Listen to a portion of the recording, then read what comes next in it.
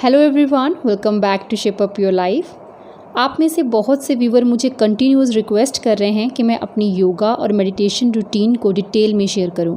As I am not yoga and meditation गुरु, तो मैं सिर्फ आप सबको योग करने के लिए मोटिवेट कर सकती हूं। और अगर मेरी ये रूटीन आपको हेल्पफुल लगे तो आप इसे ट्राई कर सकते हैं। मैंने पहले भी अपनी वीडियोस में बहुत बार बताया है कि मैं अपनी एक्सरसाइजेस को चेंज करती रहती हूँ ताकि बिना बोर हुए मैं अपनी फ़िज़िकल एक्टिविटीज़ को कंटिन्यू रख सकूँ। इसके लिए 3 दिन मैं वर्कआउट करती हूँ और 3 दिन योग। योग एक्सरसाइज करने की एक ऐसी टेक्निक है जिसमें हम प्रॉपर एक पैटर्न को फॉलो करते हैं, जिसमें हर पोस्चर के साथ अपनी ब्रीथ को होल्ड करना ज़रूरी होता है। योग हमारी बॉडी, माइंड और सोल पे वर्क करता है, इसीलिए इसे अपनी लाइफ में अडेप्ट करने के बाद हम कंप्लीट फील करते हैं। और योग को अपनाने से पहले आपको पेशेंट रहना सीखना होगा। तो सबसे पहले खुद के साथ बैठना सीखें। बहुत अच्छा फील होता है मुझे जब थोड़ी देर में खुद के साथ टाइम स्पेंड करती हूँ और दिमाग में कुछ भी और नहीं चल रहा होता।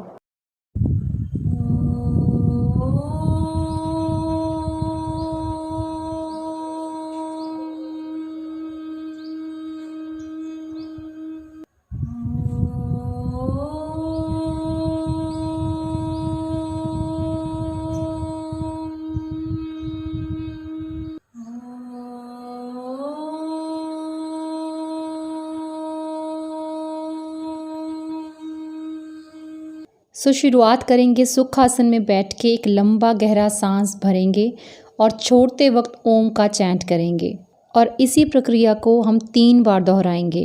इसी आसन में बैठे बैठे आप कुछ स्ट्रेचिंग कर सकते हैं, जिस दौरान आप अपनी बॉडी को योग करने के लिए प्रिपेयर कर रहे होते हैं। योग कई प्रकार के होते हैं और उनमें अनलिमिटेड आसन्स भी होते हैं, लेकिन मैं कुछ बेसिक आसन्स को ही फॉलो करती हूँ, जिसमें सबसे पहले मैं आपको सूर्य नमस्कार के बारे में बताना चाहूँगी। सूर्य नमस्कार 12 योगा पोजेस का बहुत ही पावरफुल सीक्वेंस है जो आपकी बॉडी और माइंड पे पॉजिटिव इम्पैक्ट छोड़ता है। कोई भी वर्कआउट शुरू करने से पहले अगर आप 5 to 6 टाइम्स सूर्य नमस्कार कर लें तो समझें कि आपका पूरा वार्म अप हो गया, और 20 टाइम्स सूर्य नमस्कार करें तो ये अपने आप में एक फुल बॉडी वर्कआउट है, क्योंकि ये आपके each and every body part पे वर्क करता है। और अगर आप सूर्य नमस्कार की रेपिटेशंस और स्पीड थोड़ी और बढ़ा लें तो ये आपको कार्डियो का इफेक्ट देगा और वेट लॉस में आपको अमेजिंग रिजल्ट्स देखने को मिलेंगे। और साथ ही सूर्य नमस्कार के अनलिमिटेड बेनिफिट्स हैं और इस पे मैं एक डिटेल वीडियो ऑलरेडी बना चुकी हूँ, जिसका लिंक आपको डिस्क्रिप्शन बॉक्स में मिल जाएगा।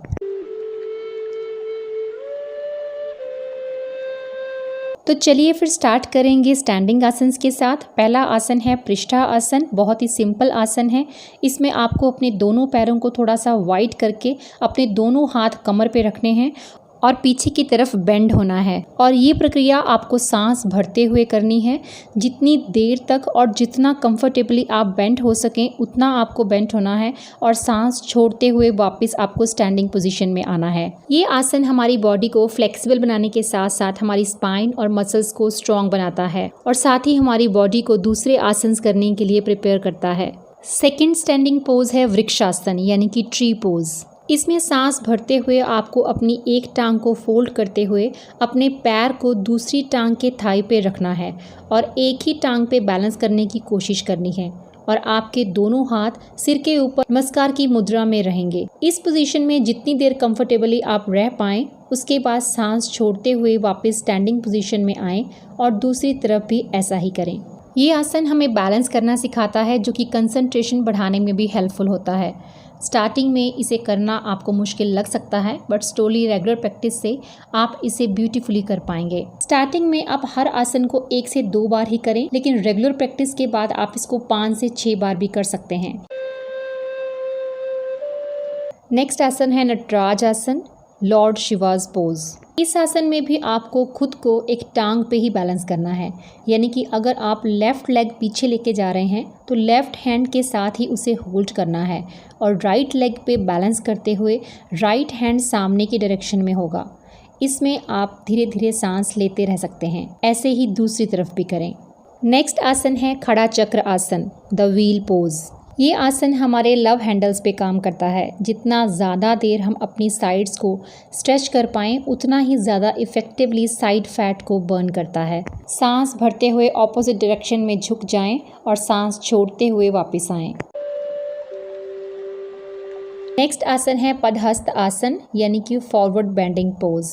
ये आसन आपके ब्लड सर्कुलेशन को बढ़ाता है और बेली फैट को रिमूव करने में भी काफ़ी हेल्पफुल है। इसमें हल्का पीछे की तरफ बेंड होके वापस आगे की तरफ बेंड होना है और अपने पैरों को टच करना है। नी आपके बिल्कुल सीधे रहने चाहिए। स्टार्टिंग में तो आप सिर्फ अपने पैरों को ही टच कर पाएं तो भी बहुत बड़ी बात है, लेकिन जैसे जैसे फ्लेक्सिबिलिटी बढ़ेगी तो आप अपने दोनों हाथ जमीन पे टच करवा सकते हैं। उसके बाद हम स्टार्ट करेंगे बैक आसन्स और सबसे पहला बैक आसन है उत्थान पद आसन, रेज्ड लेग्स पोज। इस आसन में आपको आपके दोनों हाथ हिप्स के नीचे रखने हैं और सांस भरते हुए अपनी लेग्स को स्ट्रेट वे ऊपर लेके जाना है। देखने में ये 90 डिग्री एंगल जैसा लगेगा और सांस छोड़ते हुए धीरे धीरे अपनी टांगों को नीचे लेके आएं और 60 डिग्री और 30 डिग्री पे रुकते हुए अपनी लेग्स को ज़मीन से टच करवाएं। स्टार्टिंग में आप इसे 1 या 2 बार करें। रेगुलर प्रैक्टिस से आप इसे 5 से 6 बार दोहरा सकते हैं।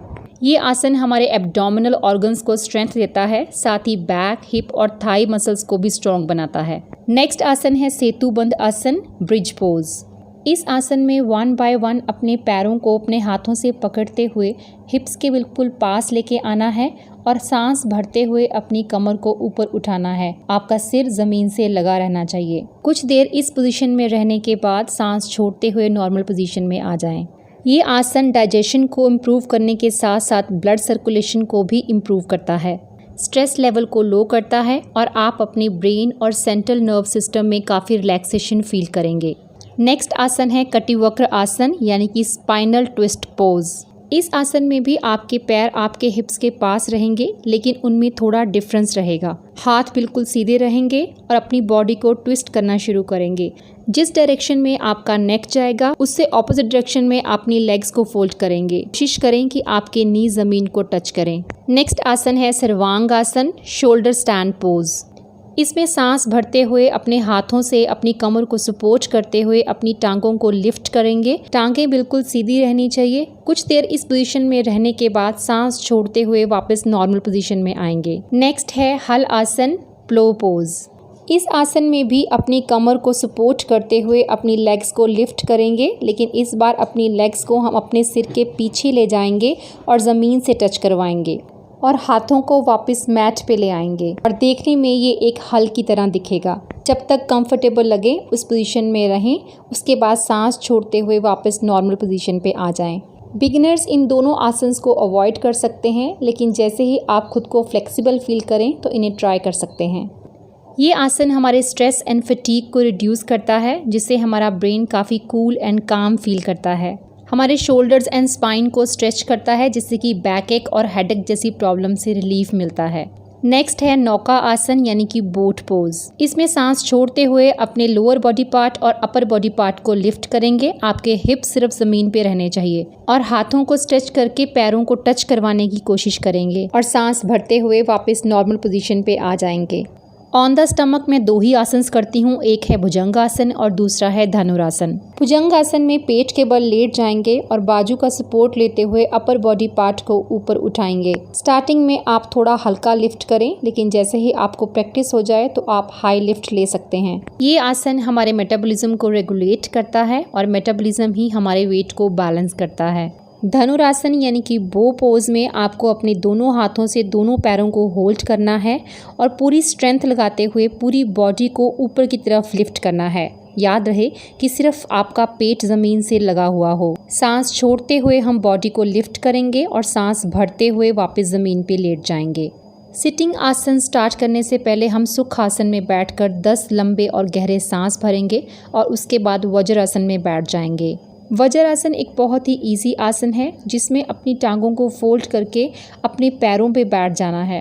कुछ देर इसी तरह बैठने की प्रैक्टिस करने से हमारा डाइजेस्टिव सिस्टम इम्प्रूव होता है। उसके बाद हम करेंगे शशांक आसन यानी कि हेयर पोज। वज्र आसन में ही बैठे बैठे आपको आगे को झुकना है, माथा ज़मीन पे और हाथ सीधे रहने चाहिए। जितना हो सके अपनी बाजू को आगे की तरफ और हिप्स को पीछे की तरफ स्ट्रेच करने की कोशिश करें। सांस छोड़ते हुए झुकना है तो सांस भरते हुए वापस बैठ जाना है। नेक्स्ट है मर्चरी आसन, द कैट पोज। इसमें अपनी बॉडी का वेट अपने घुटनों और हाथों पे लेके आएंगे और इसी पोजीशन में सांस भरते हुए अपनी गर्दन को ऊपर की तरफ स्ट्रेच करेंगे, जिसमें आपके अपर बॉडी पार्ट में भी तनाव आएगा। और सांस छोड़ते हुए अपनी गर्दन को नीचे की तरफ बेंड करेंगे और अपनी पीठ को हल्का फोल्ड करेंगे। इस प्रक्रिया को जितना कंफर्टेबली कर सकते हो उतनी बार दोहराएं। ये सिंपल पोज हमारे ब्रेन को पावर अप करता है और focus, coordination and mental stability बढ़ाता है। नेक्स्ट आसन है वक्र आसन, द ट्विस्टिंग पोज। इस आसन में दोनों टांगों को सीधे रखते हुए स्ट्रेट वे बैठ जाएं। उसके बाद एक टांग को हम फोल्ड करेंगे और दूसरी टांग एज इट इज़ रहेगी। जिस टांग को हम फोल्ड करेंगे उसी हाथ की सपोर्ट लेते हुए हम अपनी बॉडी को ट्विस्ट करेंगे विद द नेक और दूसरे हाथ से फोल्ड की हुई एंकल को होल्ड करेंगे। सांस भरते हुए कुछ देर होल्ड रखें, सांस छोड़ते हुए वापस नॉर्मल पोजीशन में आएं। इसी तरह ये प्रक्रिया दूसरी तरफ भी दोहराएं। नेक्स्ट आसन है पश्चिमात आसन। इस आसन में भी अपनी टांगों को अपने आगे सीधा रखते हुए हम बैठ जाएंगे। अपने अपर बॉडी पार्ट को आगे की तरफ झुकाते हुए अपने हाथों से अपने पैरों को पकड़ लेंगे। जितना कंफर्टेबल लगे उतना करें। हो सकता है कि स्टार्टिंग में अपने पैरों को पकड़ने की बजाय आप सिर्फ अपने टोज़ को टच कर पा रहे हों, तो स्टार्टिंग में आपके लिए उतना ही काफ़ी है। धीरे धीरे प्रैक्टिस के साथ आप वो प्रॉपर पोस्चर में आ जाएंगे। इसी आसन को आप सिंगल लेग के साथ भी कर सकते हैं।